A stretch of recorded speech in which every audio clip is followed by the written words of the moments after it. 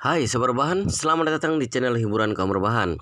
Admin akan membacakan kelanjutan sebuah cerita novel yang sangat seru, yang sangat menarik, yang sangat menghibur, yang sangat layak untuk diikuti dari awal hingga akhir. Sebuah cerita novel yang berjudul The Story of Yi Chen. Tetapi sebelum melanjutkannya, pastikan kalian sudah subscribe channel ini dan aktifkan lonceng notifikasinya agar tidak ketinggalan jika admin upload video terbaru. Jika kalian menyukai cerita seperti ini, jangan lupa like, jika berkenan share juga ke teman-teman lainnya agar teman-teman lainnya juga mendapatkan informasi dan hiburan di channel ini. Baik, kita lanjutkan di bab berikut di part ke 540 bertepatan dengan bab ke 2615. Hamid langsung berkata dengan panik saat dia mendengar Yi Chen akan mentransfer uang padanya. "Jangan, Dik, aku sudah sangat berterima kasih karena kamu telah menyembuhkan kakiku. Aku bagaimana bisa mengambil uangmu?" Yi Chen berkata sambil tersenyum. "Bukankah kamu kekurangan uang? Makanan dan amunisi memerlukan uang. Aku hanya berusaha membantu sebisaku. Kakak tidak perlu sungkan padaku." Hamid hendak menolak lagi, tapi Yi Chen malah berkata dengan pasti, "Kakak, kalau kamu tidak mengambil uang ini berarti tidak menganggapku teman, dan kita tidak perlu berhubungan lagi kelak." Hamid langsung berkata tanpa ragu setelah mendengarnya, "Adik, kalau begitu aku akan mendengarkanmu. Aku akan berusaha melayani temanmu nanti." Susadau yang mendengar ini merasa sangat tertekan. Dasar bajingan, dia memakai uangku untuk mendapatkan jasa 100 juta dolar. Meskipun tidak terlalu banyak, tapi tidak sedikit juga. Aku akan mengeluarkan 100 juta dolar, tapi tidak mendapatkan sedikit jasa pun. Susadau mengeluh dalam hati karena merasa tertekan. Meskipun Yi Chen sangat mirip dengan Yi Changying, tapi perilaku mereka sangat berbeda. Yi Changying adalah pria yang jujur. Dia tidak akan melakukan hal seperti ini meskipun orang melakukan sesuatu padanya. Dia selalu bertindak terang-terangan. Tapi Yi Chen melakukan hal yang sangat aneh. Meskipun keluarga Su suka membunuh orang dan kejam, tapi melakukannya secara langsung. Sangat berbeda dengan orang ini. Dia suka mengantar orang ke peternakan anjing, pembakaran batu bara, Gunung Jangbai, dan Surya. Permainan seperti ini hampir tidak terdengar di kalangan atas keluarga Yanjing. Tapi untung saja bajingan ini melakukan permainan ini. Aku akan langsung mati jika dia langsung menembakku. Ketika memikirkan ini, dia merasa lebih lega. Sujiyu dan Suroli saling bertatapan. Meskipun mereka tidak tega ayahnya pergi ke Surya, tapi mereka tahu kalau Yi Chen sudah sangat berbaik hati. Saat ini Yi Chen melihat Du Haiking dan berkata dengan sopan, Bibi Du, apakah Anda puas dengan pengaturan seperti ini?" Yi Chen bertanya kepada Du Haiking karena dia tahu kalau Du Haiking mencintai ayahnya selama bertahun-tahun dan hidupnya tidak bahagia selama ini. Jadi dia sedikit banyaknya merasa kasihan kepadanya. Ditambah lagi dirinya yang satu angkatan dengan ayahnya membuatnya harus bersikap lebih hormat kepada Du Haiking. Du Haiking buru-buru berkata, "Tentu saja, aku tidak punya pendapat karena dermawan telah mengaturnya." Yi Chen berkata dengan serius, "Bibi Du, Anda juga termasuk teman ayahku, jadi tidak perlu memanggilku seperti itu. Langsung panggil namaku saja." Du Haiking mengangguk tanpa ekspresi. Yi Chen berkata lagi, "Bibi Du, mengatakan masalah perceraian tadi, aku minta Anda tidak perlu terburu-buru. Keluarga Yi akan melakukan pemujaan leluhur pada bulan April dan aku setuju pergi menghadirinya. Saat itu aku akan meminta orang membawa Tuan Su dari Suriah ke sana untuk meminta maaf di depan makam orang tuaku. Aku akan menyuruh orang menyiapkan surat perceraian dan meminta dia menandatanganinya lalu mengirimnya kembali ke Suriah." Du Haiking buru-buru berterima kasih setelah mendengarnya. "Terima kasih sekali." Yi Chen tersenyum. "Tidak perlu sungkan, Bibi Du." Susaudau sangat tertekan saat dia merasa dirinya harus kembali ke Suriah, ke Yanjing pada bulan April untuk mengaku kesalahan di makam Yi Changying. Tapi dia juga tahu kalau dirinya tidak bisa berbuat apa-apa di hadapan Yi Chen. Kemudian Yi Chen memanggil Chen Jiekai dan memberikan perintah siapkan pesawat. Lalu minta orang yang paling kamu percayai untuk mengantar Su Shaodao ke Suriah. Ingat untuk merahasiakan perjalanan ini dan jangan biarkan ada yang tahu dengan identitas asli Tuan Su. Aku akan memberikan nomor telepon Hamid kepadamu nanti. Kamu minta Hamid kirimkan helikopter untuk menjemputnya di perbatasan supaya tidak perlu menggunakan pesawat keluarga Yi. Chen Jiekai berkata tanpa ragu, "Baik, Tuan Muda, aku akan pergi mengantarnya sekarang." Yi Chen mengangguk melihat Su Shaodao dan berkata kepadanya, "Situasi di Suriah sangat kacau. Tuan Su, jangan coba melarikan diri setelah tiba di sana nanti. Jika tidak, kamu harus tanggung konsekuensi sendiri kalau terjadi masalah padamu." Su Shaodao mengangguk dan bertanya tanpa sadar, "Tuan Yi, apakah aku boleh membawa beberapa barang pribadi ke sana? Di mana sangat kekurangan, aku bisa lebih tenang jika bisa membawa perlengkapan mandi, kebutuhan sehari-hari, pakaian dan sepatu."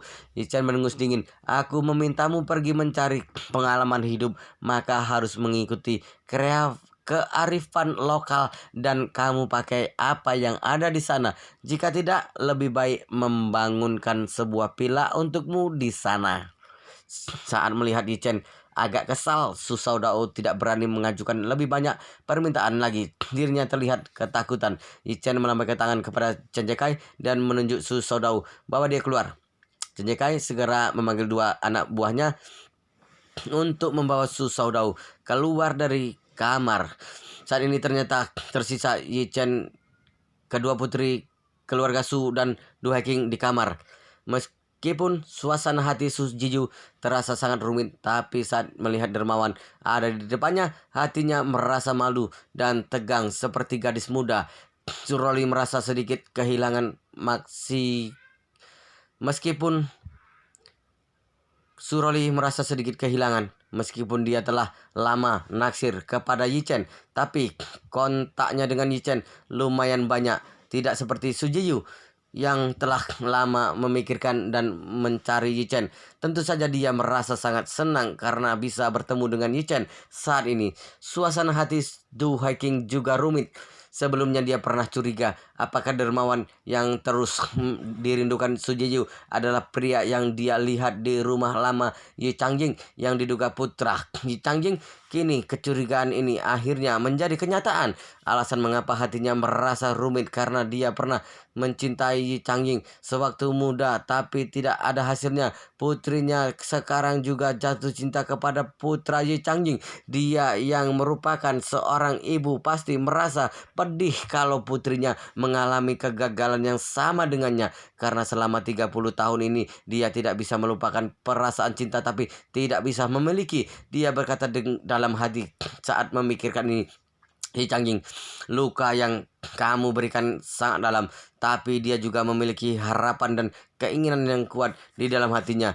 Dia berharap putrinya dapat bersama dan menikah dengan Yi Chen, menjadi istrinya dan hidup bahagia bersamanya. Karena dia sangat berharap bisa menikah dengan Yi Changjing dulu. Dia mengerti perasaan putrinya dan bisa melihat dirinya sedang jatuh cinta dengan karakter putrinya. Dirinya mungkin susah melepaskan diri karena cinta yang begitu dalam. Jadi dia percaya kalau putrinya pasti sangat ingin bersama dengan Yi Chen.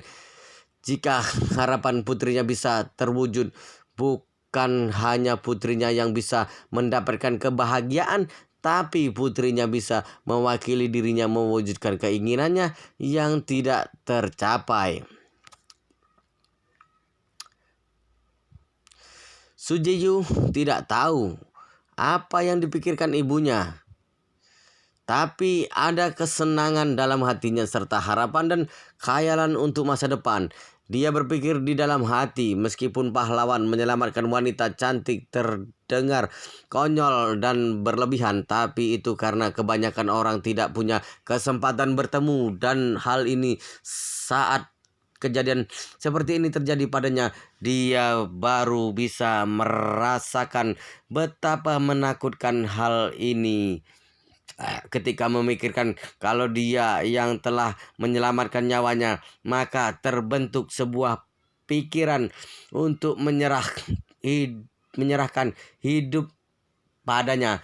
Masalah yang paling penting adalah dermawan bukan hanya sekali menyelamatkanku, dia menyelamatkanku 2 kali, kakak sekali dan ibu sekali, juga menyelamatkan adik ke beda ibunya.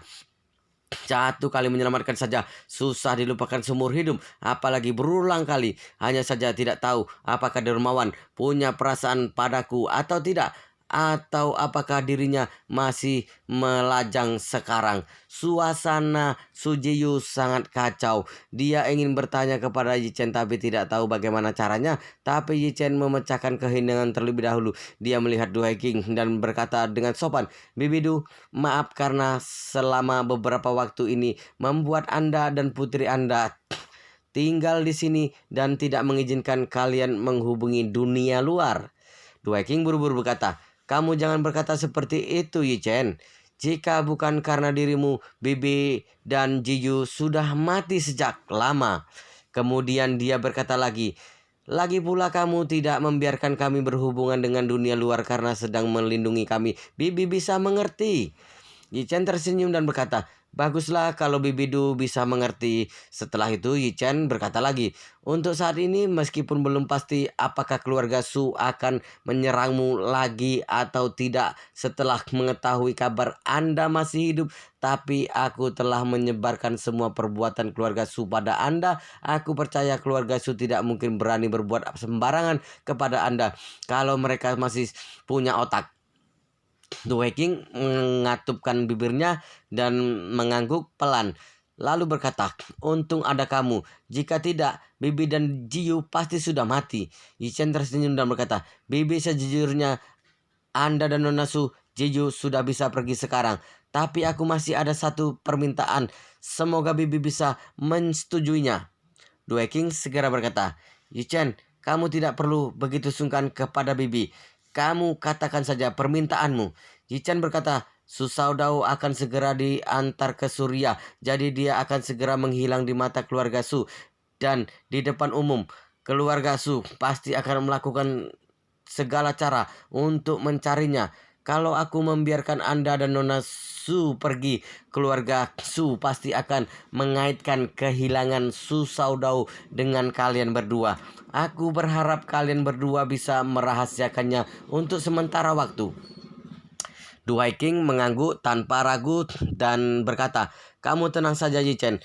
Aku dan Jeju tidak akan melupakan budimu. Jika ada orang yang menanyakan keberadaan kami selama beberapa hari ini, aku akan mengatakan kalau kami diselamatkan oleh seorang yang misterius.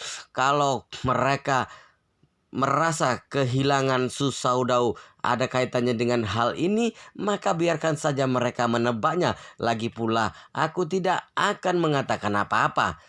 Yichen mengatupkan tangan ke arah Du King, lalu melihat Su Jiyu dan berkata dengan serius, "Tolong bantuan Nona Su juga."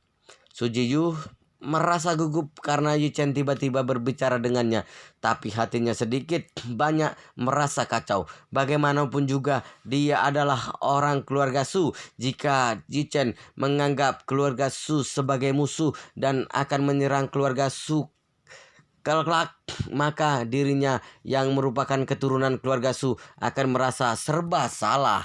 Setelah mempertimbangkannya, dia bertanya kepada Yichen, "Dermawan, aku bisa menyetujui permintaanmu, tapi apakah kamu bisa menjawab satu pertanyaanku?" Yichen mengangguk dan berkata terus terang, "Tidak masalah, tanyakan saja." Sujiyu memberanikan diri dan bertanya, "Bagaimana kamu akan menghadapi keluarga Su kelak? Apakah terus bermusuhan atau akan berhenti sekarang?" Yichen berkata, "Berhenti atau melanjutkan tergantung seberapa banyak kaitan keluarga Su atas kematian orang tuaku. Aku tidak akan melepaskan seorang pun yang ada kaitannya, tapi aku tidak akan mengganggu orang yang tidak ada kaitannya dan tidak menyinggungku." Jika kedepannya kamu telah menjadi pemimpin keluarga Su dan semua keluarga Su telah membayar harga dari perbuatan mereka, maka aku dan keluarga Su tidak akan saling mengganggu lagi. Su Jiyu mengangguk dan berkata pelan, "Terima kasih dermawan." Bagi Su Jiyu, meskipun kata-kata Yi Chen dingin, tapi dirinya masih bisa berpikir dengan akal sehat. Yi Chen melihat jam dan berkata, "Aku akan meminta orang mengantar kalian berdua ke pinggiran kota malam ini dan akan memberikan ponsel kepada kalian nanti sehingga kalian bisa menelepon polisi, kemudian kalian berdua bisa kembali hidup normal seperti biasa." Kemudian dia melihat Suroli dan berkata, kondisi Rolly lebih rumit karena dia melakukan kejahatan besar di Jepang atas perintah Susaudau. Jadi mohon kalian berdua menyembunyikannya keberadaannya. Jangan sampai ada orang yang tahu. Du King mengangguk dan berkata, "Tenang saja. Aku tidak akan mengungkit masalah Rolly kepada siapapun." Su Jiyu melihat Su Rolly dan berkata dengan serius, "Bagaimanapun juga Rolly tetap adikku. Aku pasti tidak akan mengungkap keberadaannya."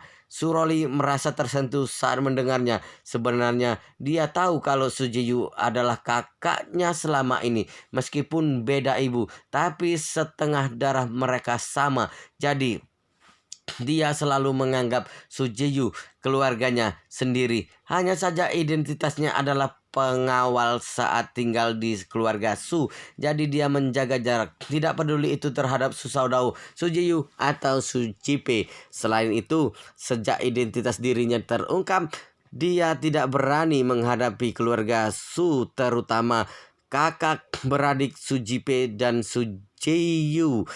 Juga ibu mereka Du King. Bagaimanapun kehadiran ibunya adalah pihak ketiga waktu itu di hadapan dunia. Pihak ketiga yang masuk dalam keluarga orang lain yang bahkan memiliki anak luar nikah akan dikutuk, terutama akan menghadapi kemarahan keluarga pasangan sah. Tapi dia tidak menyangka kalau Su Jiyu tidak terlihat menyalahkan atau marah kepadanya, tapi malah mengatakan dia adalah adiknya.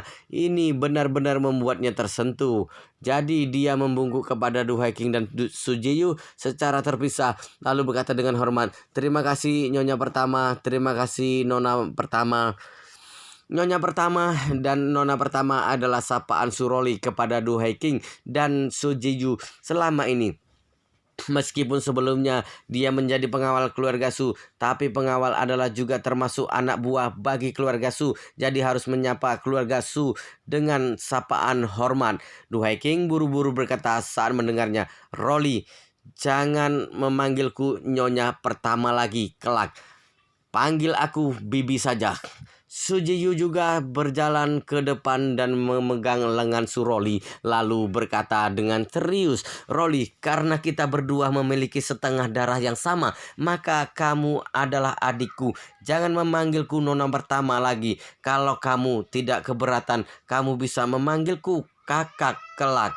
Wajah Su Rolly penuh air mata karena merasa tersentuh. Dia melihat Su Jiyu dan memanggilnya dengan suara terisak, "Kakak." Su Jiyu menyeka air matanya lalu menghela napas dan berkata serius, Rolly, selama ini keluarga Su telah banyak berhutang, telah banyak berhutang terlalu banyak padamu selama bertahun-tahun ini.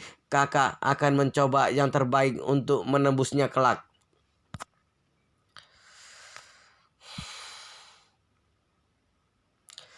Su Rolly selalu merasa rendah diri selama ini. Dia tumbuh dewasa tanpa kehadiran seorang ayah dan hidup selama 18 tahun di keluarga He. Kemudian dia dikirim ke sisi ayahnya dengan identitas pengawal. Setelah pergi ke keluarga Su, dia bisa melihat rasa sayang Su Saudau kepada Su Jiyu setiap harinya dan merasa sangat iri setiap kali melihatnya. Dia tahu kalau pria itu bukan hanya ayah Su Jiyu tapi juga ayahnya sendiri. Tapi dia tidak bisa memanggilnya ayah, bahkan tidak bisa bersikap manja dengannya. Su Saudau baru akan menunjukkan cinta seorang ayah ketika tidak ada orang. Dia akan segera berubah menjadi tuan besar Su saat ada orang ketiga. Jadi Suroli sangat iri kepada Sujiyu. Dia merasa Sujiyu adalah angsa yang disayangi dan terlahir mulia, sedangkan dirinya adalah itik buruk rupa dalam dongeng. Dirinya itik buruk rupa yang sama sekali tidak ada kesempatan untuk menjadi angsa. Kedudukan anak luar nikah dalam keluarga kelas atas sangat rendah. Meskipun semua orang telah mengetahui dirinya adalah anak luar nikah Susaudau sekarang, tapi mereka hanya akan melihat dengan tatapan penuh cibiran. Jadi dirinya dan Sujiyu memiliki dunia berbeda. Sekarang kakaknya Sujiyu bukan hanya tidak meremehkan dirinya, tapi berinisiatif mengakui hubungan mereka. Ini membuat hati Suroli terasa hangat dan tersentuh. Jadi dia memegang tangan Sujiyu dan berkata sambil terisak, "Kakak, kelak kamu beritahu aku kalau ada yang menindasmu. Aku tidak punya kemampuan lain dan sekolah tinggi, tapi bisa bertarung. Aku akan memberi pelajaran kepada siapa saja yang menindasmu kelak." Sujiyu tersenyum dan berkata, "Kakak merasa tenang karena kamu berkata seperti itu. Kakak akan mempunyai perlindungan seorang master kelak. Kakak akan meminta bantuanmu jika ada yang berani menindasku." Suroli mengangguk. Duhai King yang ada di sampingnya ragu sejenak, tapi akhirnya tetap berkata, "Roli, kelak kamu harus mengontrol temperamenmu saat bersama dengan Yichen. Jangan hidup seperti dulu lagi." Suroli mengangguk dengan malu dan berkata dengan patuh, "Bebedu, tidak perlu khawatir. Aku tidak akan melakukan hal jahat lagi ke depannya." Duhai King mengangguk lega. "Setelah gejolak di Jepang berlalu, kamu bisa memulai hidup baru dengan mengganti identitasmu." Suroli mengangguk dengan bingung. Sebenarnya dirinya tahu dengan kesalahan yang dia lakukan di Jepang sebelumnya. Pihak Jepang tidak akan melepaskan dirinya seumur hidup. Dirinya tidak mungkin benar-benar aman meskipun melakukan operasi plastik dan identitas baru. DNA dirinya telah diambil sewaktu dia ditangkap. Hal ini selamanya tidak bisa diubah. Suroli telah menyaksikan banyak program investigasi kriminal. Ada banyak penjahat yang telah buron selama 10 atau bahkan 20 tahun. Mereka telah mengganti lingkungan baru dan identitas baru. Bahkan beberapa mengganti wajah mereka secara keseluruhan. Tapi pihak polisi masih bisa menangkap mereka dengan mengandalkan DNA mereka. Jadi dia terus merasa kalau dirinya hanya meninggalkan Jepang untuk sementara waktu, tapi kejadian itu mungkin akan menemaninya seumur hidup. Yichen berkata pada saat ini, "Bibidu, Nonasu, kalian berdua istirahat dulu di kamar. Aku akan menyuruh orang membawa kalian pergi petang nanti." Duhai King buru-buru berkata, "Terima kasih, Yichen." Yichen tersenyum. Sama-sama. Sujiyu memberanikan diri dan berkata, "Dermawan." Yichen melihatnya dan menunggunya melanjutkan.